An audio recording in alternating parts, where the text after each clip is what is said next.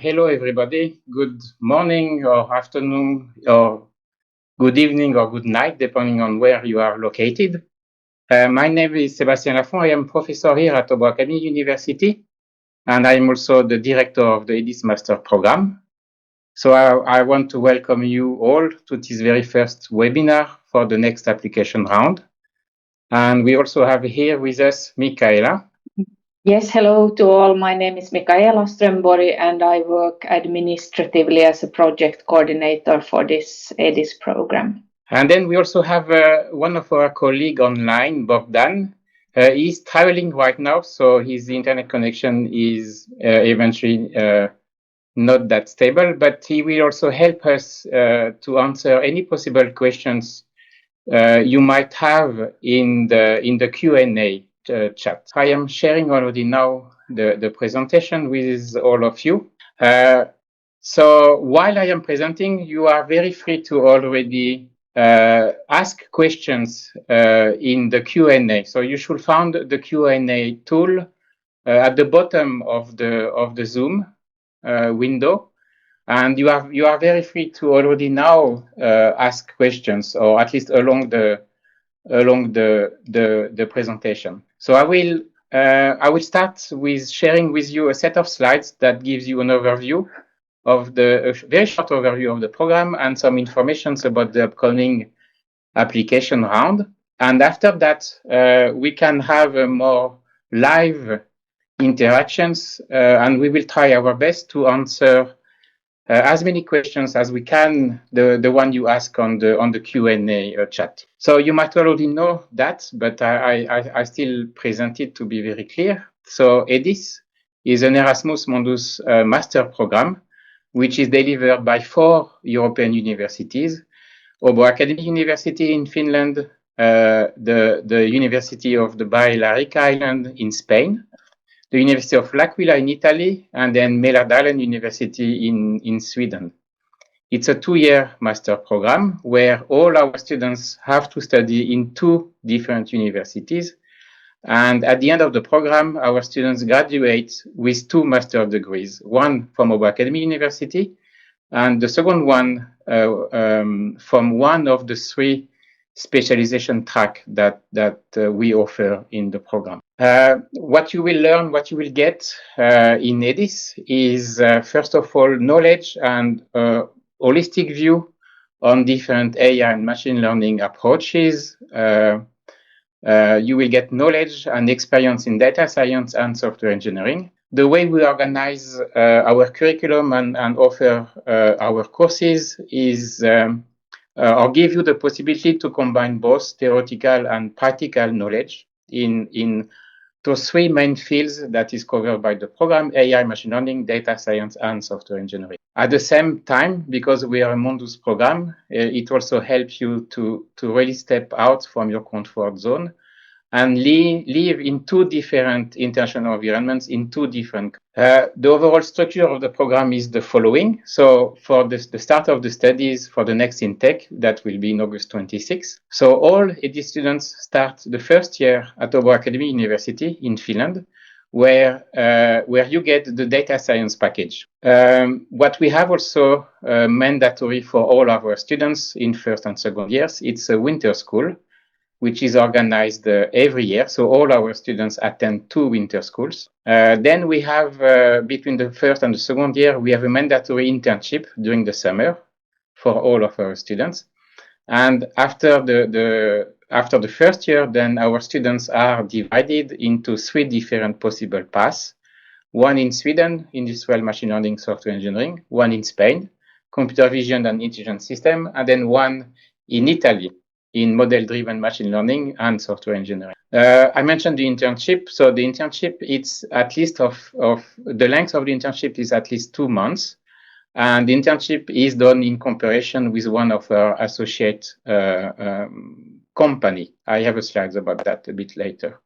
For the one that wants to know more about, for example, our winter school, I have here on the slides a link to the winter school on our website. Then it gives basically the program, the content of all our winter schools so far. I also advise you to go there not only for the content of the winter school, but because during the winter school, our first year students have to present their research project. So there is also a poster and video published as part of the winter school related to the research project of our first year students. And I am sure you will find some of the topic very interesting. In this presentation, I will not go into any details of the courses and the content of the courses. I strongly encourage you to check our website where there is a detailed information about the first and the second year courses. We also maintain on our YouTube channel, we publish on our YouTube channel a set of videos from the summer internships of our students. And we will share the slides with you later, so you will also get the PDF version of the slides, and it will be easy for you to click on all those links. For the ones that are interested by the topic of the different master theses that are performed and offered in EDISS, we also maintain on our website for each intake and each second year university all the master theses that have been published. And you can click there for all of them, and that will bring you to the page where you can actually retrieve the document itself. In some cases, the thesis has been classified because it contains information that cannot be at least yet published. So for those ones, you will not get access to them, but for most of them, you have actually full access to our master thesis. What I also want to stress is that the program is research-driven. Most of the content of our courses are based on ongoing research. We do have a mandatory research-based project during the first year. By far, the majority of our theses are research-driven. And as a proof of that, you can also go on our website, and there we maintain the list of all the publications in conferences and in journals that were made by our students, either through their project work or through the work they did within their master thesis. I think we have right now 17 publications from our students in peer-reviewed journals or conferences, and we have quite many in the pipeline right now. So the list will increase in the coming months. We work closely to a set of companies. So what you see here is so far the companies that got involved in our program, either by hosting students for their internship, for their thesis, or then by helping us on providing content to our winter school, or then by providing guest lectures in one of our courses. We have different type of partner companies. Some are small startups companies, some are very large that you for sure know them. So we have students doing their thesis in 3-person company, startup company. We have students doing their thesis or internship in for example, Nokia or Ericsson, ABB, which are very, very huge company. So our students really get in contact with basically different type and different size of companies. Very, very briefly, the different career opportunities. What you see here is a set of screenshots from LinkedIn, actually. You are free to basically also search for yourself on LinkedIn. Most of our students actually indicate very explicitly and clearly on their profile that they are EDISS students. And so that tool, you can easily figure out the type of positions our students are getting, but it's very, it varies. You know, we have some students that goes more into robotic, data scientist, ML researcher, AI. A few students continue their studies doing a PhD. Machine learning engineers here, I read data engineers and so on. This is the type of jobs our students are getting. For your information also, we strongly encourage you to check on our website the student agreements, because it's the document that basically define all the rules we have in the EDISS master program. The agreements for the Intake 6 students, so the one that will start next year with us, is not yet published. We are still working on it, but I strongly advise you to have a look at, for example, the Intake 5 student agreements. Intake 5 are the students we are currently hosting in the first year of the program. So have a look at it because all the rules and conditions are actually stated in this agreement. And it is an agreement that the admitted and enrolled students will need to sign before starting their studies with us. Yes, and I will continue and explain a bit about the admission requirements. So you are eligible to apply to the program if you have a bachelor's degree, and a bachelor's degree then consisting of 6 semesters of full-time studies, or something equivalent to the European system of 180 credits, ECTS credits. And the preferred fields of studies would be computer science, software engineering, or something equivalent to those. For example, applied mathematics or electrical engineering and mechatronics, as long as you then also have experience of studies in software engineering. And then regarding the language requirements, although you conducted your degree in English, you need to submit proof of language skills. There are 2 options: TOEFL, IBT, or IELTS tests, and make sure that you do the tests in a center. We don't consider tests that are being done online by these 2 service providers. They must be done in a test center. And then we have the minimum scores also that you need to fulfill.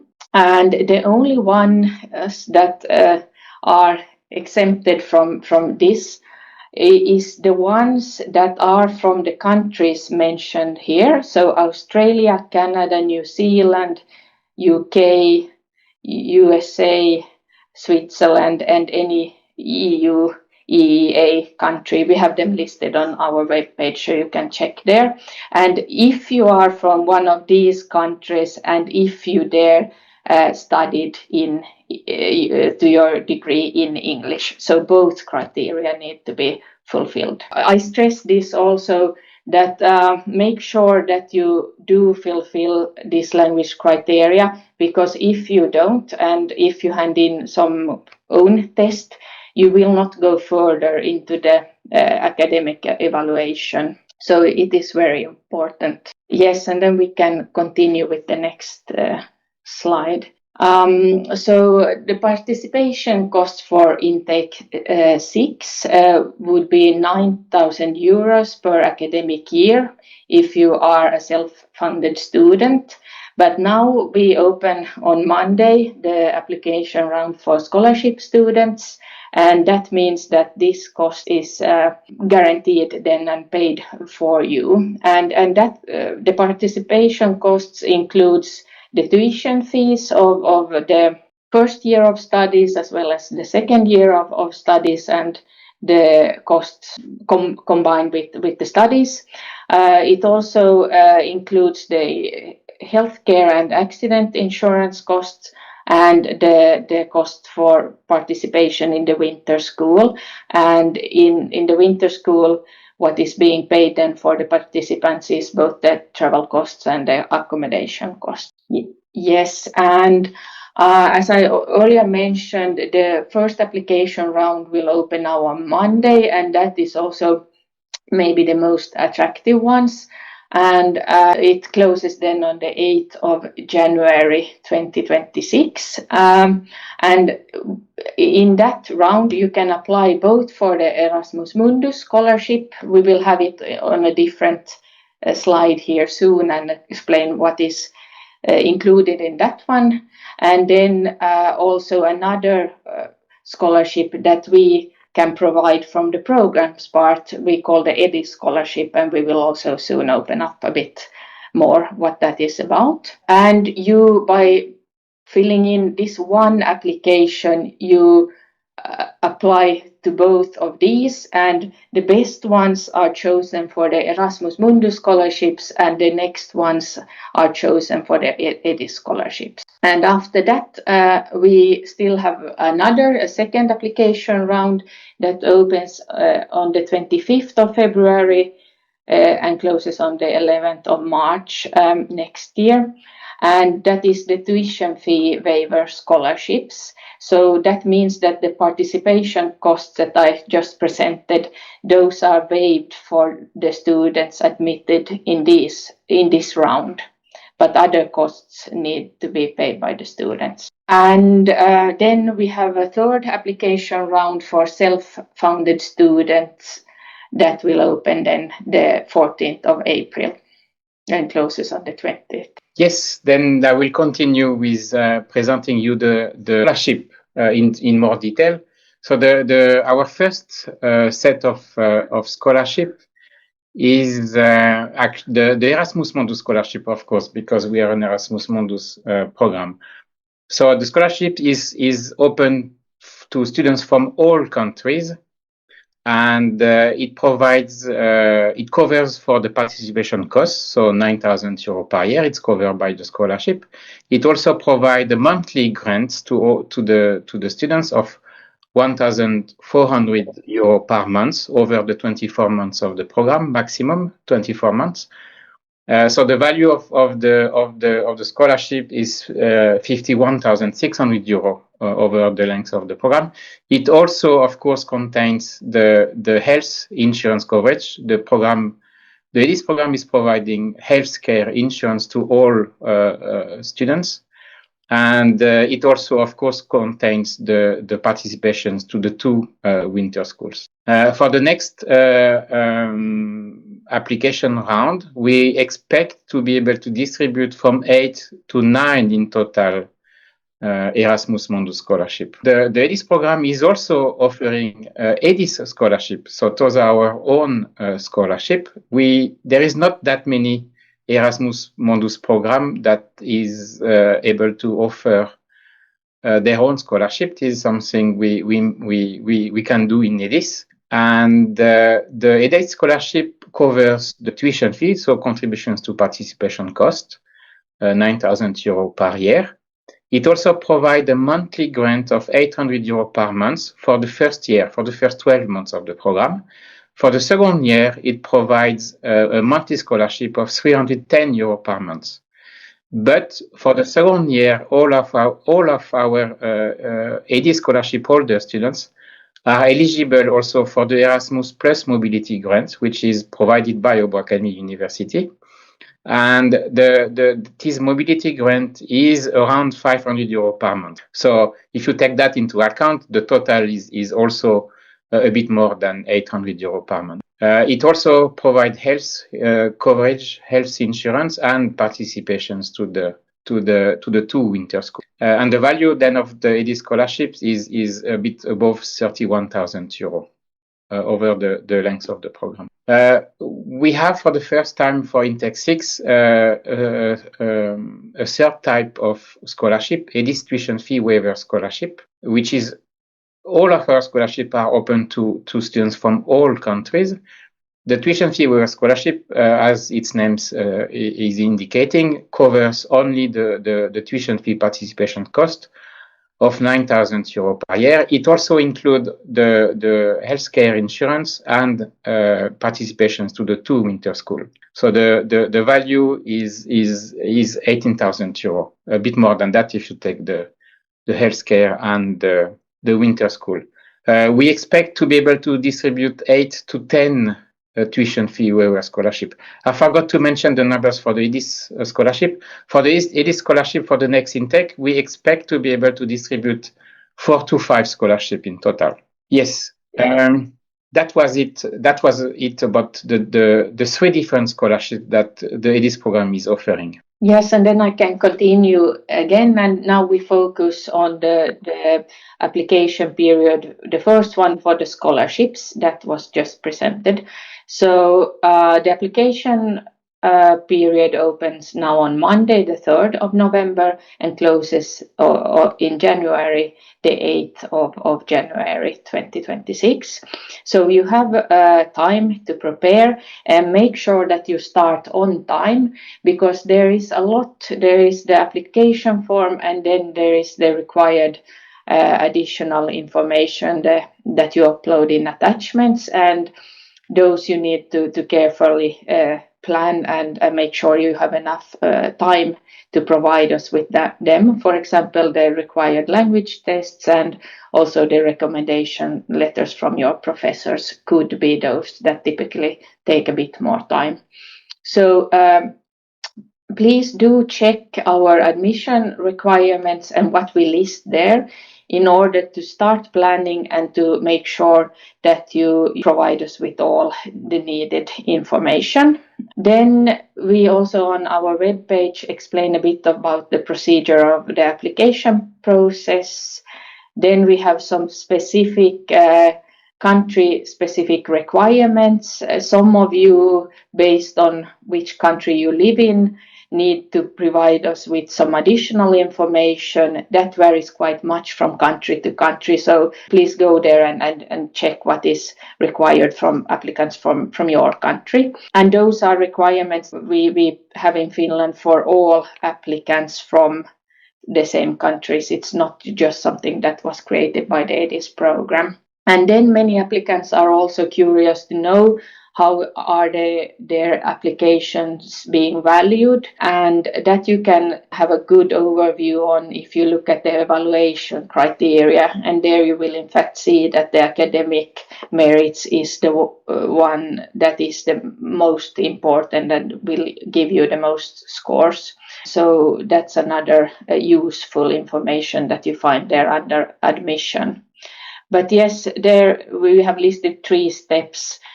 So first, check the academic and the English language requirements, and then prepare your application document, step 2, and step 3, apply online in study info. And that form you can see on Monday morning at 8 o'clock Helsinki time. The FAQ that was mentioned there, the frequently asked questions. You are very welcome also to contact us and ask by emailing EDISS at abo.fi. Before doing that, I would recommend you to go through the admission criteria and also check there under frequently asked questions, because in many cases I think that you might find the answers there in case of these more general questions. And then the schedule is what was already mentioned. The deadline to submit is the 8th of January. And make sure that you don't leave this to the last minute, because if you have a lot of attachments that needs to be uploaded, this would typically take a lot of time. So start on time in order to make sure that you really submit it then on time, because if you are 1 minute even late, then it's too late and your application will not be registered. The 8th of January is the deadline for the application form, but then you will have 1 additional week to submit the attachments to your application. So the deadline to upload attachments is the 15th of January 2025. But be aware that you need, in order to upload attachments, you already needed to submit the actual application on time. So the deadline for that is still the 8th of January. And you cannot do any changes in the application form after the deadline. So it's really just for the attachment, this later deadline, the 15th of January. And also one of the attachments is a video, so typically that also would take a lot of time to download. So start on time. Here is the admission schedule for your information. So as soon as the application deadline is over, we will start to proceed and evaluate the applications, and we expect to have the results ready in March, and then we will let you know. and inform the Erasmus Mundus Joint Master Scholarship holders of their decisions and the EDISS scholarship holders of their decisions at the same time, and all will have 14 days to accept the offer.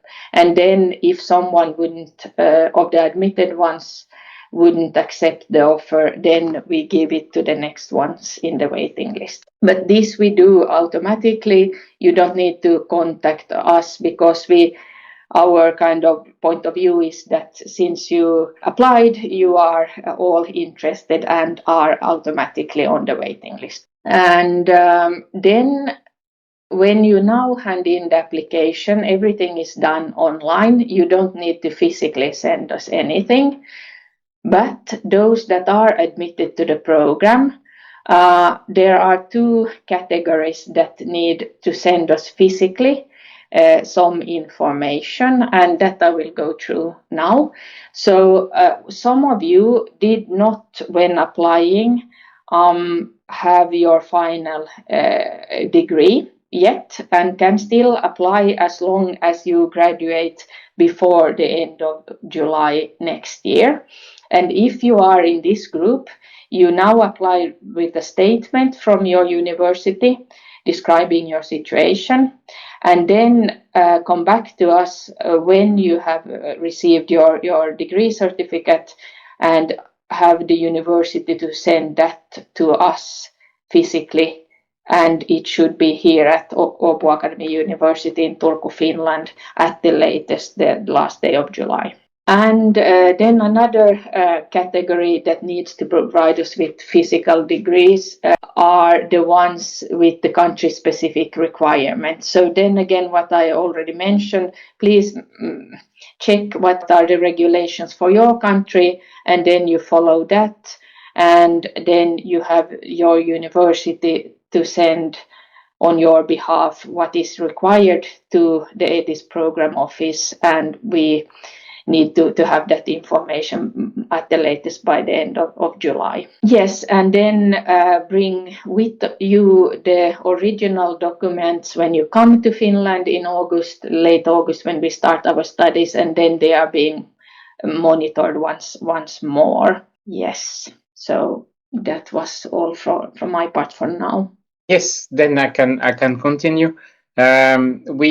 This is our first webinar. We will have two others before the end of the year.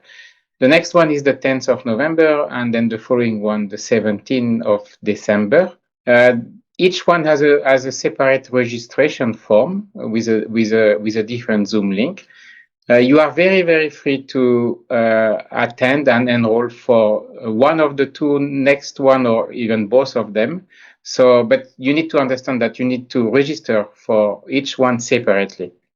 So if you want to attend the one or both of the next webinars, you need to register separately. The links are also, of course, on our website. That was the end of the presentations, to give you this general overview of the program and also information about the application round. We will continue now. We have around 25 minutes for answering the questions you are posting on the Q&A chat. If you want, you can download the slides that were just presented from this URL. You can also take a screenshot or catch with your mobile phone the QR code that will bring you to the page. What I also want to tell you is that we do our best to be active on different social media channels. We have an account on Instagram, LinkedIn. We have many videos, most of them produced by our students on YouTube. And we also have a Facebook page. We do share a lot of information about the activities and content of our programs there. So feel very free to follow what is ongoing there. It will also give you information about the like I said, the activity of the program. And remember to carefully check our website. We have absolutely all information related to the admission requirements and process on our website. So I think now I can stop sharing the slide, and because you are many online. So the way we can interact now live is by answering the questions you have posted online, and there is one I can already answer. It's someone is asking, is the recommendation letter mandatory for working professionals also? Can relevant cloud certifications and work experience project compensate recommendation letters?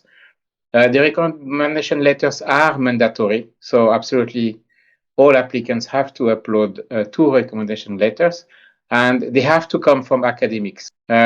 So you cannot compensate a possible missing recommendation letter by, for example, professional certificate. Any recommendation letters that are not academic will basically not be taken into account in the review of the application. I can answer another question. There were actually 2 a bit similar about the IELTS test and validity. So typically the language tests are valid for 2 years after the date when you took them.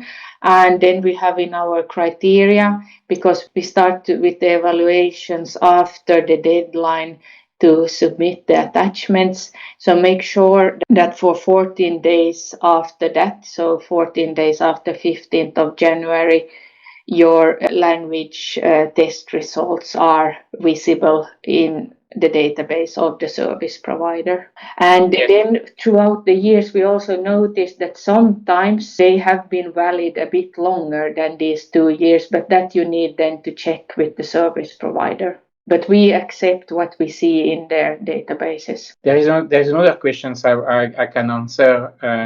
I have a master degree already. Can I include all details like CGPA of the master in the application form? The answer is yes. The application form support or allow you to actually provide information about all possible degree you already have, including a possible other master degree, and you will be able to upload the transcript and the degree certificates also for more than one degree. So that is fully possible. There is other questions I can answer. The question is, I will receive my bachelor degree certificate in computer engineering around mid-February 26. Can I still apply for the first round of EDISS, which closed in January 26? The answer is definitely yes. You can apply before you graduate or before you get your degree certificate.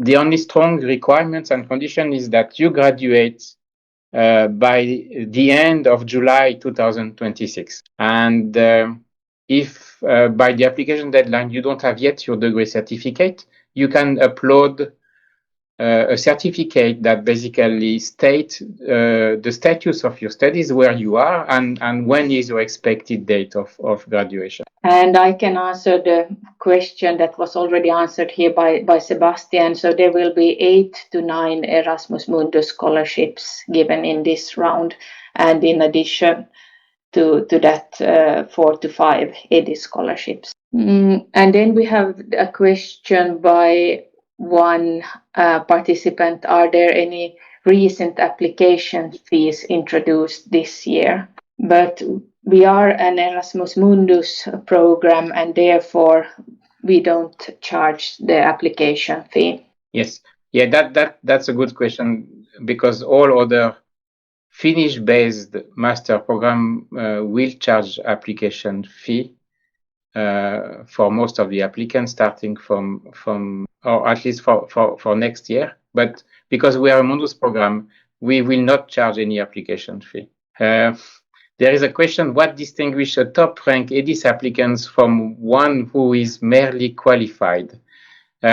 If you go on our website and check the review criteria for the application, you will see that we put 70% of the points we give to applicants on the academic merit of the applicants. So what distinguishes top-ranked applicants is their academic merit. Everything counts, but 70% of the points are coming from the academic merit of the applicants. Sebastian, do you think you can answer this one? Can we embed links into the CV template given, or are we restricted to just the LinkedIn and Google Scholar profiles? You are free to put links in your CV. I cannot give you the guarantee the reviewer will absolutely review all possible documents that are linked in your CV. But there definitely, I mean, there is nothing that blocks you to add links to your CV. It was another question asking if there is any restrictions in the scholarship in terms of countries of the applicants. There is no restriction. We do accept applicants from absolutely all countries for all type of scholarships. The only restriction that exists, and it is not the program restriction, is the Mundus restrictions. As a Mundus program, we don't have the right to distribute more than 10% of our Mundus scholarship to applicants from one single country. So when we allocate scholarships, a Mundus scholarship only, we have to follow the Mundus rule. So we cannot allocate more than 10% of the scholarships to applicants from a single country. So, of course, countries that typically have a lot, where we receive a lot of applications from, the competitions for the Mundus scholarship there, it's much higher than maybe countries where of top applicants from countries that maybe we typically don't get that many applications. But outside that Mundus rule, there is absolutely no restrictions based on the country of origins of the applicant. Then we have a question about the recommendation letters. I would recommend you to go to see there under the admission requirements, because there's two different ways to hand in the recommendation letters. So you can have the professors to send them in to us by email, and then there's another way for you to upload them as attachments to your application. But for full instructions, please go and see and read under the admission requirements. Yes, we have a few questions related to the recommendation letter. Who can write the letter? Should it be a teacher who taught a course? One is asking, can it be my research advisor? There is another question from Martin about being right now visiting a university. Can I get my recommendation letter from professor at that university where I am a visiting student? The answer is yes, of course. Typically, we would like you to get your recommendation letters from teachers, lecturers, or professors that know you. So an academic that worked with you through a course, through a project, through a bachelor thesis, but somebody that can say something about you, about how you work, how was the interactions through that work with you. So maybe don't get a letter from the head of the department of the faculty that actually don't know anything about you. Try to get the letter from somebody that has experience in basically working with you, because typically those letters are much more meaningful and are, I would say, typically better supporting your application. I'm also now typing in answers. It's regarding, I think there are several, so maybe this covers some of them regarding the language tests. So a bit of repetition. So first, the bachelor or the studies that you conducted, the language needs to be English, but it's not just that, because now we have several questions regarding that if the bachelors were conducted in English, is that enough? But it's not, because it also needs to be on site in one of the listed countries. So Australia, Canada, New Zealand, United Kingdom, USA, Switzerland, and any EU or EEA country. So both in English and studied on site in these listed countries, and no kind of offshore or online is valid here. There is a question about maybe the background of applicant and different experience. So the question is, I have some research and deep learning experience from university, but most of my strengths come from my industry work in distributed systems. I was wondering if this kind of more industry-oriented background is appreciated within the EDISS program. The answer is yes. And the general answer to that is in your applications, really tell us everything about you. Your background, and not only the academic background, but if you have any work experience, explain what you did concretely there, what was your task, in relations to the content, of course, and the content of this program. We do have students in EDISS that had work experience a couple of years, a few years. We do have students that have no work experience, that graduated from their bachelor just before the summer and then directly started with the EDISS program. So it's not that we appreciate more or less if you have work experience. We do appreciate it. We take that into account. So if you do have it, please carefully describe what you did, how it matched the content of the EDISS program, and that will be taken into account. But at the same time, we are not looking only after that. We do have many students that don't have any work experience with us. There is another one, but it has been actually more or less already answered just now by Michaela. I am from Egypt, so the English language is not my native language, but I study in a US-based university online study. So that will not validate the language certificate. Even if it was a US-based study and online study, you still need to provide one of the two accepted language certificate as part of your application. You, Sebastian, earlier kind of were explaining that which would be the most kind of suitable background for applicants. Here is one with a business administration background. What is your point of view on that? It's always a bit difficult to provide comments without looking at the transcript of the applicant. Business is typically not part of the type of academic background we are looking after when we review our applicant. So, yeah.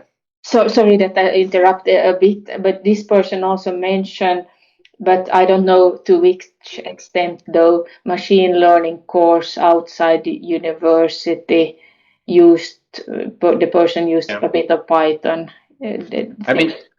Like this. I don't want to rule out the background at all, but remember 70% of the points in the review are coming strictly from the academic merit. And in that component, we don't take into account knowledge or training that has been done outside degree studies. Well, for me, it sounds a bit off track, but again, we will need to review the transcript to be sure.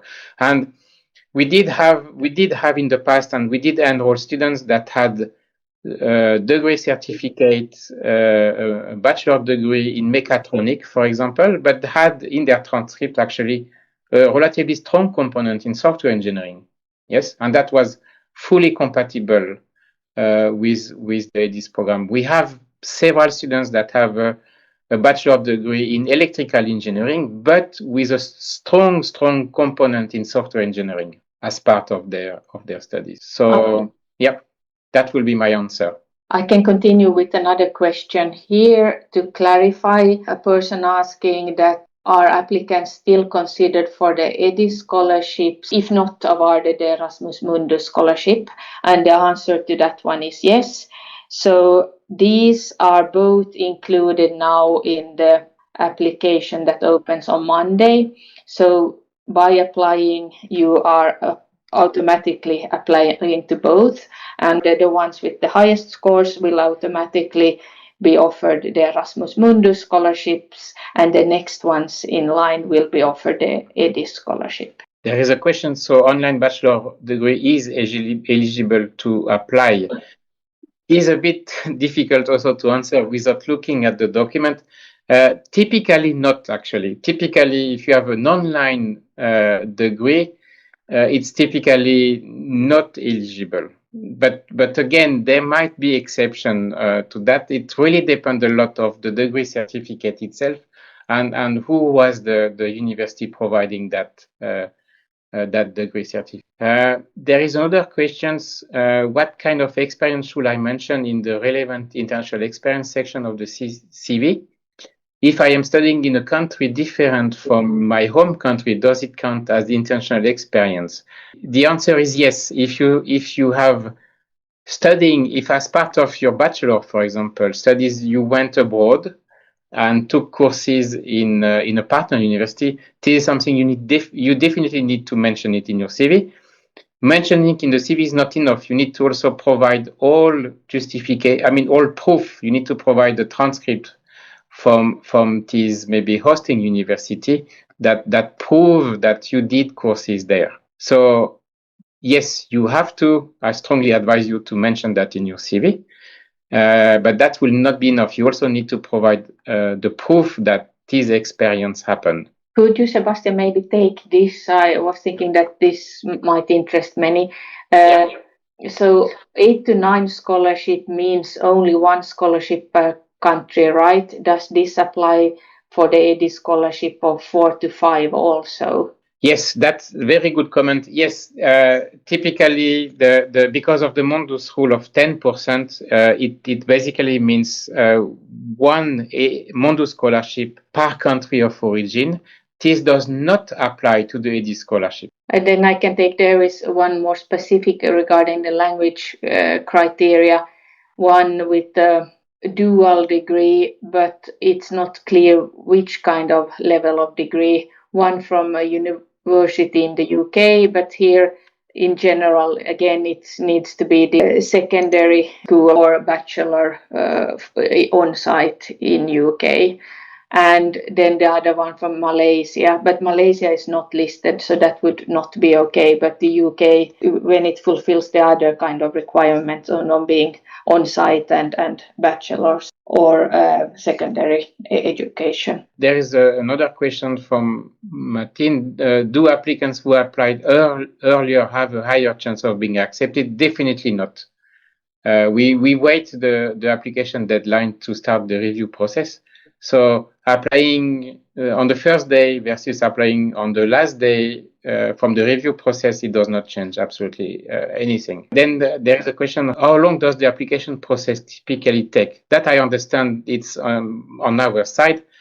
We will do our best to provide the result of the first application round for the Mundus and EDISS scholarship by March 26. We will make sure, we will do our best that the results are out before the application round for tuition fee waiver opens. That the one that apply in the first round have an idea about where they are, such that they can take a decision to apply or not eventually for the second round for the tuition fee waiver application. Then one applicant is asking when the master thesis for 2023-2025 students will be updated on the EDISS website.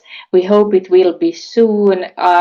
We update it as soon as they apply to graduate. Many are in their final steps now. It will be updated soon, before the beginning of December. Most probably. Some are there, those that, because the earliest ones graduated already in the summer, but many are still coming. There is a good question also. If I get rejected for first round scholarship, can I still apply for tuition fee waiver scholarship? If yes, do I need to apply afresh again, or will the same application work? If you get rejected from the first round of scholarship, definitely you can and you are very free to apply for the tuition fee waiver scholarship round. You can also apply later on in the spring for the self-funded self-funded application round that will open a bit later in the spring. You will need to resubmit an application. The application form will be more or less the same actually, but you cannot reapply by just clicking one button. You will need to refill all the form and re-upload all the document in a new, completely new application form, which will be quite the same as the previous round. Of course, you will be able to update possible attachments, and you will be able to update the content of your applications between the different rounds. There is one question from a applicant having a transcript in French, and should I translate them to English? And the answer is yes, everything needs to be translated to English. Of course, many of you will have already English transcripts or records and degree certificates provided by the universities, and then it's fine. And then the application form has two kind of you first submit the original degrees, and then there's a second stage where you upload the translations. And for those of you that already have everything, the originals in English, you just upload the same there on the other when we ask for the translations. But for everyone not having this in English, yes, you need to provide us with translations, and this the translations needs to be done by a formal translator. So you cannot Google Translate or anything like that. Yes, there is a question actually about the second year and the three different tracks. Is it essential to pick our track right away, or will we have time? Actually, selecting your second year specialization track is something happening during the first year of the program. So in the application form, we will ask you for already your preference, but that will not be taken into account in selecting the students for scholarship, or actually to also the self-funded students. So we ask that just as part of our statistics to know your interest, but the allocation of the second year universities, this is something done during the first year in the early spring of the first year of the program. The students provide their preferences, and then we take that into account. If that is not enough to distribute the students, we also look at their academic performance during the first year. This might also interest many. Is university background / ranking a factor during evaluation? Could you take that, Sebastian? Yes, we might look at that at the university and basically the general ranking. This is something that is not part of your application form. In countries where there is a lot of applicants, that might also be a factor we are looking at. We try to assess basically the academic merit if there is competition in specific country for the scholarship, especially the Mondus scholarship. This is something that can and probably will be taken into account. Maybe I can take this. I think is quite interested. If we do get rejected for the initial scholarship, by when will we be notified the same? Will it be convenient to apply for the tuition fee waiver round? So this is good in order to kind of to know, in order to plan. So we opened the round for the tuition fee waiver scholarship on the 25th of February, and it closes on the 11th of March. And maybe the ones that will be admitted have received the information then, beginning of or March we promised, but maybe those on the waiting list did not. So in order to be sure not to miss out, we strongly recommend you also to apply in the tuition fee waiver round. And then, for example, in case you were on the waiting list to let's say, an EDISS scholarship, and then applied also in the tuition fee waiver scholarship round, you will automatically, the more favorable choice, we will kind of let you continue with. So then, although you would be admitted as a tuition fee waiver, then you would still be from the waiting list taking to the EDISS scholarship, and you would then start your studies as an EDISS scholarship student and not based on the tuition fee waiver. So we kind of work so it's kind of favorable for you. But it can be during this kind of waiting time a bit unsure which your situation will be. So here again, I stress that it's very good if you could also, if you are interested, apply for the tuition fee waiver scholarship. Maybe I take one last question. We are soon, right now, 8 minutes over time. Somebody is asking to basically for me to say to again explain the way the specialization track is selected. You do not need to pick up your track when you apply. This is something that will happen during the first year of your study. So this is not something happening during the application stage. Yeah. Maybe we stop here because it's now soon 10 past 4 o'clock. We managed to answer 71 questions. We still have a few open. I am sorry for the one that maybe still have a question not answered.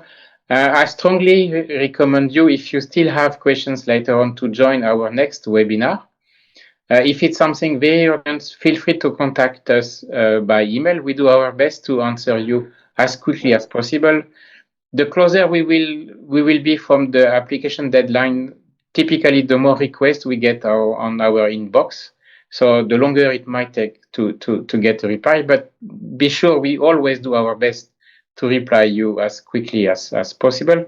But once again, feel free to join again the next webinars that will happen, one in November and one in December. So I hope these sessions has been helpful and useful for you and for your application. And I hope to see many applications submitted from you, and I hope to see you next year in August in Turku for the start of your studies in the EDISS Master Program. Thank you very much. Thank you, Bogdan, a lot, and thank you, Michaela, also. Thank you, and good luck with your applications to all. Bye-bye. Bye.